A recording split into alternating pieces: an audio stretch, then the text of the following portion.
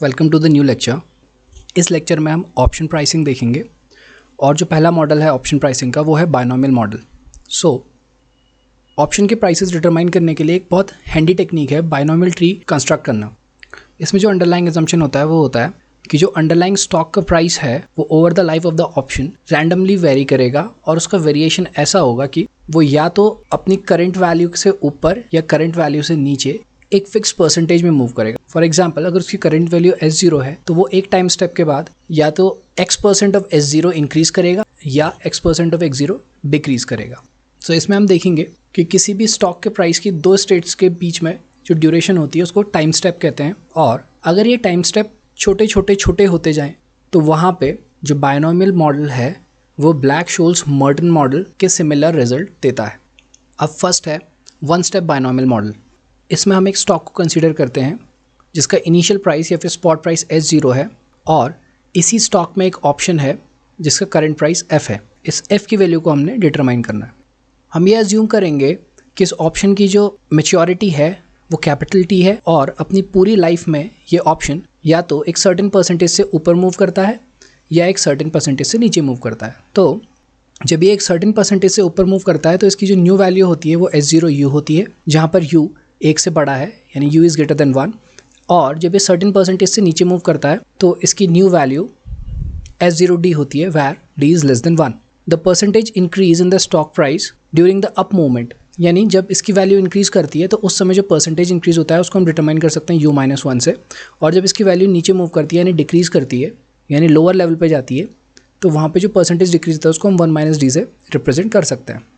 जहाँ पर stock price की वैल्यू ऊपर मूव करती है और उसकी नई वैल्यू S0U हो जाती है, वहाँ पर हम अज्यूम करते हैं कि जो ऑप्शन का पे ऑफ होगा वो FU होगा, और जहाँ पे स्टॉक का प्राइस डाउनवर्ड मूव करता है और नई वैल्यू उसकी S0D हो जाती है वहाँ पे जो ऑप्शन का पे ऑफ होगा वो FD होगा। इसको हम एक फिगर से रिप्रेजेंट कर सकते हैं जहाँ पर ऑप्शन का इनिशियल प्राइस F0 है और उसकी जो वैल्यू है वो F है, एंड जब ऑप्शन के प्राइस में अपवर्ड मूवमेंट होता है तो उसका प्राइस S0U हो जाता है आफ्टर टाइम T, और उसका जो पे ऑफ होता है वो FU हो जाता है। और ऑप्शन का प्राइस अगर डाउनवर्ड मूवमेंट करता है तो आफ्टर टाइम T उसका जो नया प्राइस है वो S0D हो जाता है और उसका पे ऑफ FD होता है। यहाँ पर S0U का मतलब है S0 multiplied by U and S0D का मतलब है S0 multiplied by D।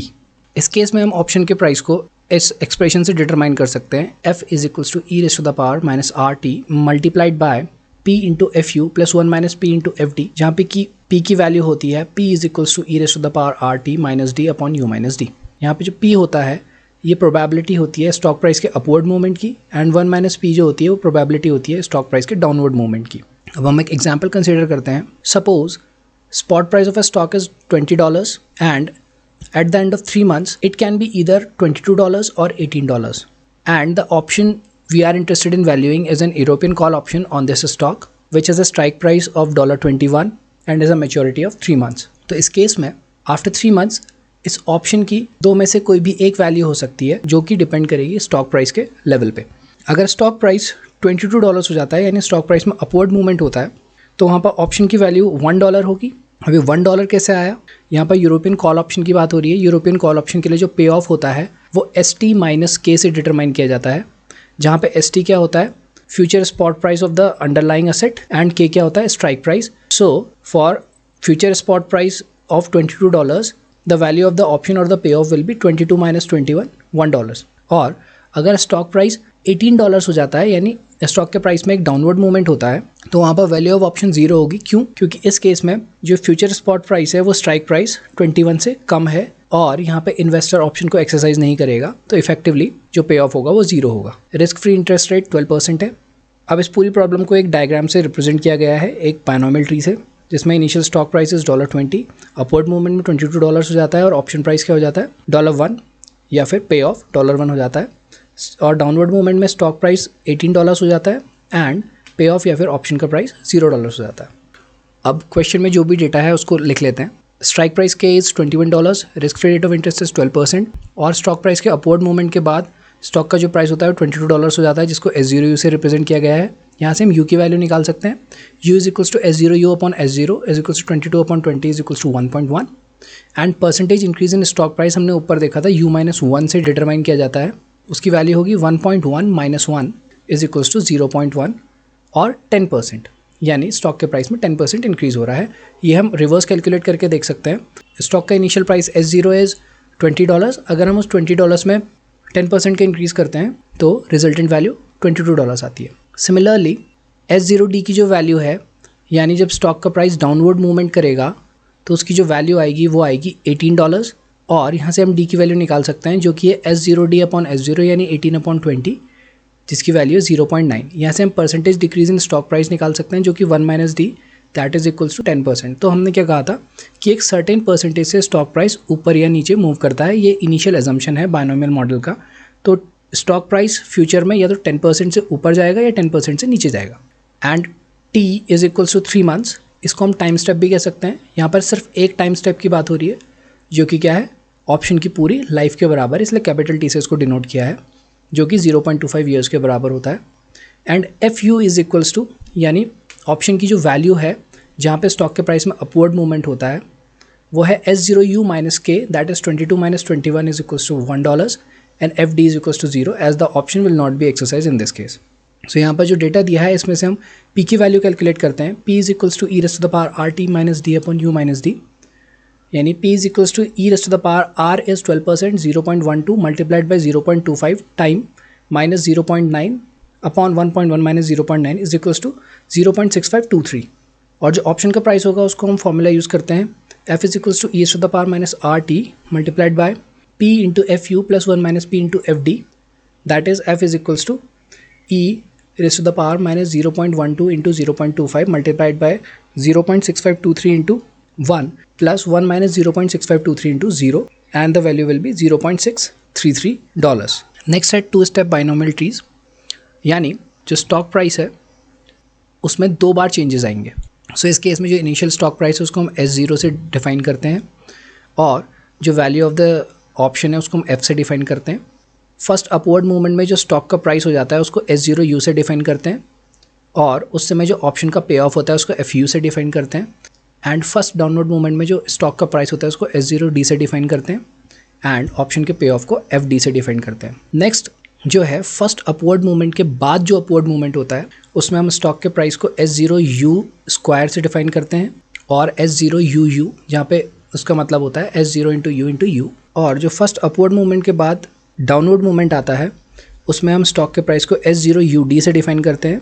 Similar value जो होती है वो आती है स्टॉक के प्राइस के फर्स्ट डाउनवर्ड मूवमेंट के बाद जो अपवर्ड मूवमेंट आता है उसमें भी स्टॉक की वैल्यू S0UD से डिफाइन की जाती है।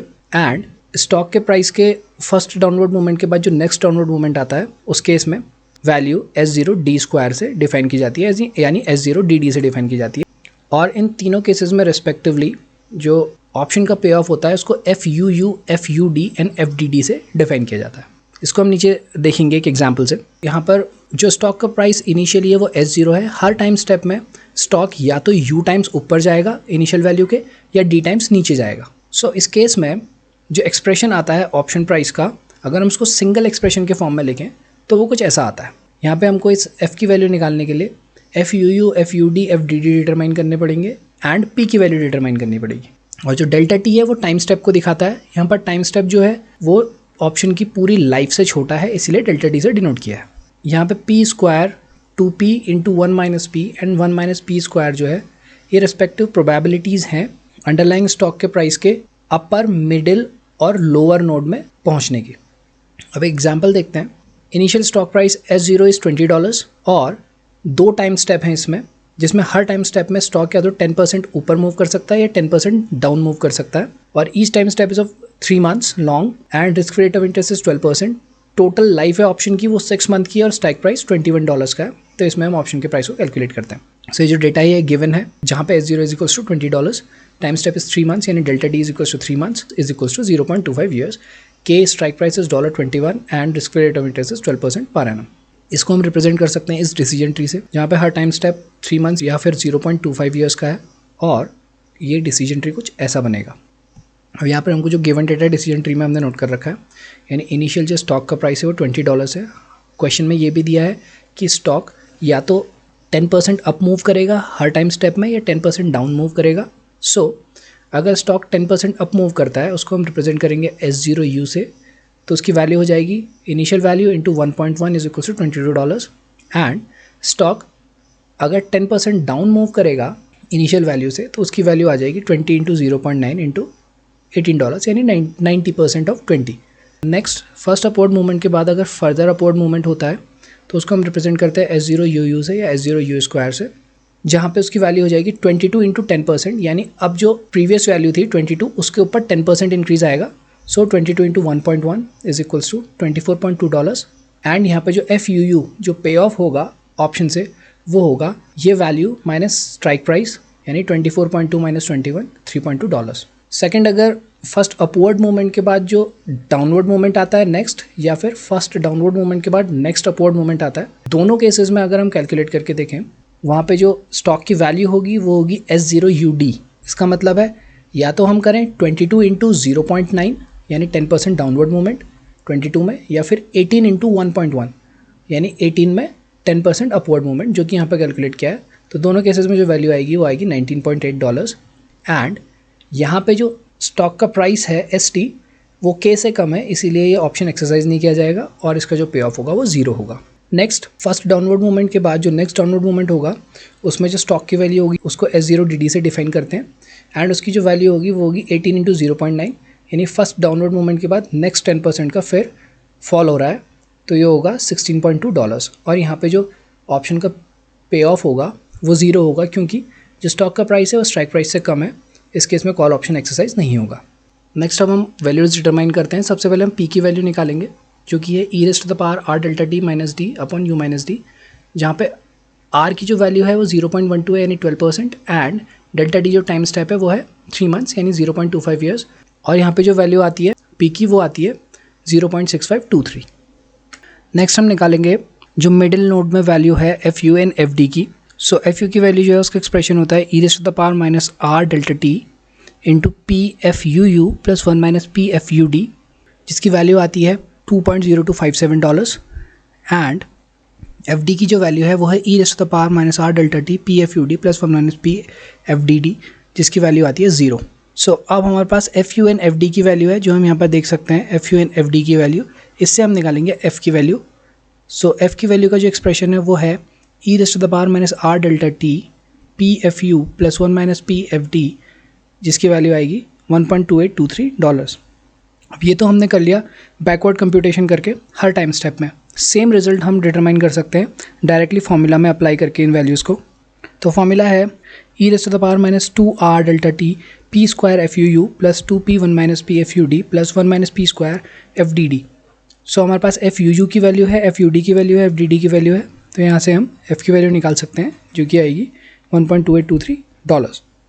अभी तक हमने बात की थी यूरोपियन कॉल ऑप्शन की, अब हम एक पुट ऑप्शन का एग्जांपल देख लेते हैं।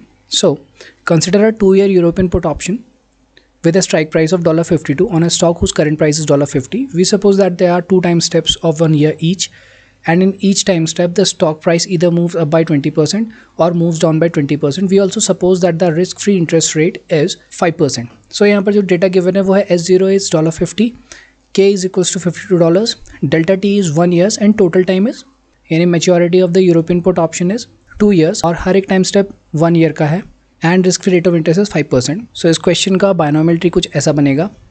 यहाँ पे स्टॉक की जो इनिशियल वैल्यू है S0 $50 है। फर्स्ट टाइम स्टेप में स्टॉक या तो 20% ऊपर मूव करेगा या 20% नीचे मूव करेगा। सो S0U की वैल्यू होगी $60 एंड S0D की वैल्यू होगी $40। सिमिलरली नेक्स्ट टाइम स्टेप में S0UU की वैल्यू $72 होगी, S0UD की वैल्यू $48 होगी एंड S0DD की वैल्यू $32 होगी। F0UU की वैल्यू 0 है, क्यों? क्योंकि ये एक पुट ऑप्शन है और यहाँ पे जब फ्यूचर स्टॉक प्राइस जो है वो स्ट्राइक प्राइस से ज़्यादा हो जाता है तो क्या हो जाएगा, ऑप्शन एक्सरसाइज नहीं होगा और उसकी वैल्यू 0 होगी यानी पे ऑफ 0 होंगे। इस केस में F0UD की वैल्यू जो होगी वो होगी strike price minus future spot price यानी 52 माइनस 48 $4 एंड FDD की वैल्यू होगी 52 माइनस 32 यानी $20। नेक्स्ट कैलकुलेशन देखते हैं। तो सबसे पहले हमको इसमें P डिटरमाइन करना है जिसका फॉर्मूला हमको पता है, ऐसा होता है। सो यहाँ पर जो P की वैल्यू आएगी वो आएगी 0.6282। फिर हम मिडिल नोड में FU की वैल्यू और FD की वैल्यू डिटरमाइन करेंगे। सो FU की वैल्यू में हम यूज़ करेंगे FUU and FUD and FD की वैल्यू हम यूज़ करेंगे FUD एंड FDD। जो फॉर्मूला होगा कुछ ऐसा होगा एफ यू के लिए, और यहाँ पे जो एफ यू की वैल्यू आएगी वो $1.4147 आएगी, एफ डी की वैल्यू $9.4636 आएगी। और जब हमारे पास एफ यू और एफ डी निकल जाएगा फिर हम एफ़ की वैल्यू डिटरमाइन करेंगे, जो कि इस फॉर्मूला से डिटरमाइन होगी जिसकी वैल्यू है $4.1923।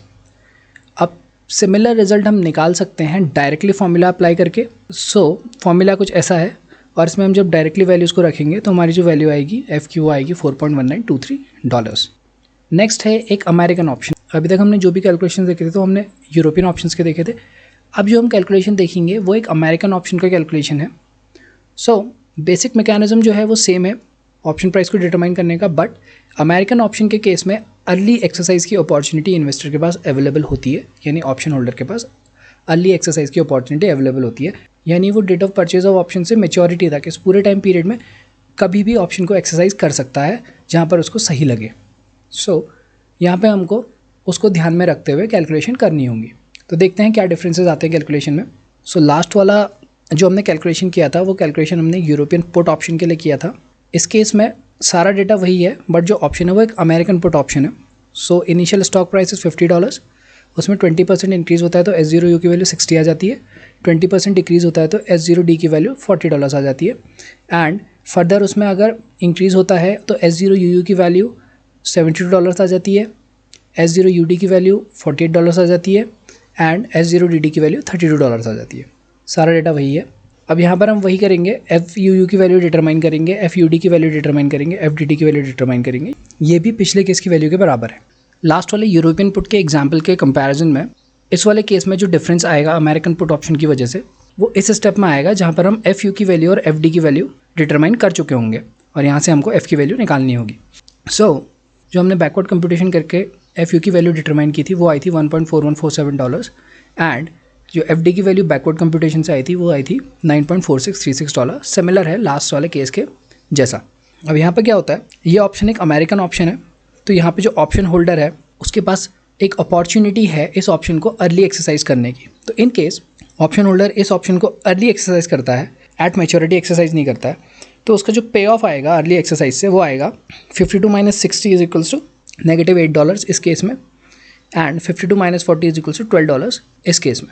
अब यहाँ पर हमें क्या करना है, यहाँ पर हमें देखना है कि जो बैकवर्ड कंप्यूटेशन करके हम पे ऑफ की वैल्यू लेके आए हैं यहाँ पे, और जो अर्ली एक्सरसाइज की पे ऑफ की वैल्यू है, इन दोनों में से मैक्सिमम कौन सी है। जो वैल्यू मैक्सिमम होगी उसको कंसिडर किया जाएगा। सिमिलर हम यहाँ पर भी करेंगे। यहाँ पर जो पे ऑफ की वैल्यू है बैकवर्ड कंप्यूटेशन की वो $1.4147 है, एंड अर्ली एक्सरसाइज की -8 है। तो इसमें से जो ग्रेटर वैल्यू है वो $1.4147 है, तो इसको हम क्या कंसिडर करेंगे, पे ऑफ की वैल्यू, जिसको हम कैलकुलेशन में यूज़ करेंगे फॉर कैलकुलेटिंग एफ। इस वाली नोट पे जो बैकवर्ड कंप्यूटेशन से पे ऑफ की वैल्यू आई वो आई $9.4636, एंड जो अर्ली एक्सरसाइज से आई वो आई $12। तो इन दोनों में से जो $12 वाला अमाउंट है वो ग्रेटर है, तो इसीलिए हम इस $12 वाली वैल्यू को कंसिडर करेंगे for the calculation of F. F you की वैल्यू हो गई $1.4147 एंड एफ डी की वैल्यू हो गई $12। अब फॉर्मूला में इन वैल्यू को प्लग करके हम एफ़ की वैल्यू डिटरमाइन कर सकते हैं। इन वैल्यू को हमने फॉर्मूला में प्लग किया और जो एफ़ की वैल्यू आई वो आई $5.0894। अब अभी तक हमने देखा था कि एक गिवन स्टॉक जो है वो एक टाइम स्टेप में एक सर्टेन परसेंटेज से ऊपर या नीचे मूव कर सकता है, बट ऐसे केसेस भी होंगे जहाँ पर स्टॉक की वॉलेटिलिटी दी होगी। वॉलेटिलिटी भी परसेंटेज में दी होगी, तो उसको अप एंड डाउन मूवमेंट से कंफ्यूज मत करना, ठीक। तो जहाँ पर सिग्मा जो होता है वो वॉलेटिलिटी को रिप्रेजेंट करता है, उस केस में हम यू की वैल्यू डिटरमाइन करते हैं इस एक्सप्रेशन से, जो कि है u is equals to e raise to the power sigma root del t, जहाँ पे सिग्मा वॉलेटिलिटी है एंड डेल्टा टी जो है वो टाइम स्टेप है, एंड डी की वैल्यू जो होती है वो होती है e raise to the power minus sigma root delta t. हम डी की वैल्यू 1/u करके भी निकाल सकते हैं। बाकी जो प्रोसीजर होगा क्वेश्चन को सॉल्व करने का वो सेम रहेगा, सिर्फ u और d की वैल्यू में चेंज आएगा जहाँ पर वॉलेटिलिटी दी होगी rather than upward and downward movement of the stock. Next है ऑप्शंस ऑन अदर एसेट्स। अभी तक हम एक नॉन डिविडेंड पेइंग स्टॉक की बात कर रहे थे, अब हम बाकी अंडरलाइंग एसेट्स की बात करते हैं। फर्स्ट है option on stocks paying a continuous dividend yield. तो अगर अंडरलाइंग स्टॉक एक नॉन डिविडेंड यील्ड पे करता है जिसका एनुअल रेट क्यू होता है, उस केस में जो पी का फॉर्मूला होगा वो कुछ ऐसा होगा, P is equals to e raise to the power are minus q delta T minus d upon you minus D. बाकी जो प्रोसीजर होगा वो सेम रहेगा। नेक्स्ट है option on stock indices.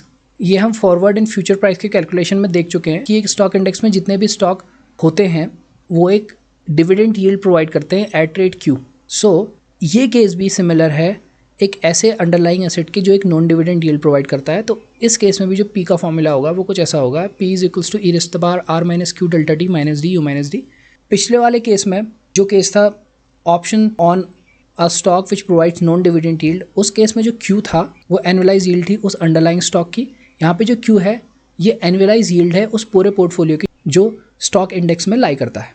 Next है ऑप्शन ऑन करेंसीज। इस case में क्या होता है, एक फॉरेन करेंसी को हम एक असेट की तरह कंसिडर कर सकते हैं जो कि फॉरेन रिस्क फ्री रेट यानी आरएफ से यील्ड प्रोवाइड करता है। सो इस केस में क्यू को हम आरएफ से रिप्लेस कर देते हैं। सो पी की वैल्यू हो जाती है E raised to the power are minus R F delta T minus U upon you minus D. बाकी कैलकुलेशन सेम रहती हैं। एंड ऑप्शंस ऑन फ्यूचर्स के केसेस में यानी यहाँ पे अंडरलाइंग जो है वो एक फ्यूचर कॉन्ट्रैक्ट है, इस केस में जो पी की वैल्यू होती है 1 minus d upon you minus D.